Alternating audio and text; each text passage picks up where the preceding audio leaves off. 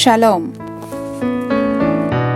రోమీయులకు రాసిన పత్రిక 8వ అధ్యాయము 2వ వచనము. Romans chapter 8:2.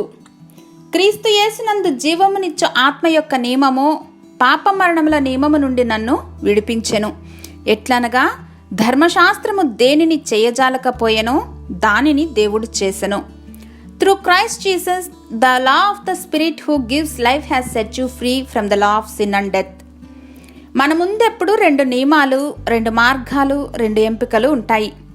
సత్యము వెలుగులో జ్ఞానము చేత ఆత్మీయ నేత్రములు తెరవబడి అక్షయమైన వాటిని స్వతంత్రించుకునే వారుగా మనం ఎల్లప్పుడూ ఉండాలి. For example, the law of the spirit of life in Jesus and the law of sin and death. గాఢాంధకారముతో కమ్ముకున్న చీకటి మార్గం ఒకవైపు, ఆశ్చర్యకరమైన వెలుగుమయం కాబడిన మార్గం మరోవైపు. జీవవృక్షం ఒకవైపు, మంచి చెడ్డల తెలివినిచ్చు వృక్షం మరోవైపు. నూతన యెరూషలేము ఒకవైపు, నాశనం కాబడిన బబులోను మరోవైపు. ఇక్కడ పాయింట్ ఏమిటంటే, ఈనాడు అనేక మంది క్రీస్తు శిలువ మరణ పునరుద్ధానం ద్వారా చెరసాల నుండి విడుదల కల్పించినప్పటికీ అనేక మంది ఆ చెరసాల్లోనే ఉండిపోతున్నారు.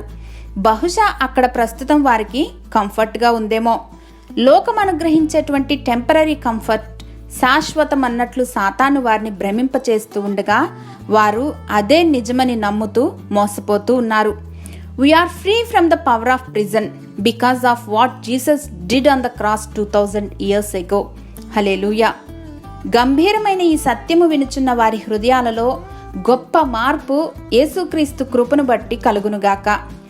శాశ్వతమైన ప్రేమతో మమ్మను ప్రేమించుచున్న మా ప్రియ పరలోకపు తండ్రి, సమస్త బంధకాల నుండి సర్వలోకమును శాశ్వతంగా విముక్తి గావించినందుకు యేసుక్రీస్తు వారి ఘనశ్రేష్ఠ నామంలో హృదయపూర్వకంగా కృతజ్ఞతలు సమర్పిస్తున్నాం మా ప్రియ పరలోకపు తండ్రి. ఆమెన్.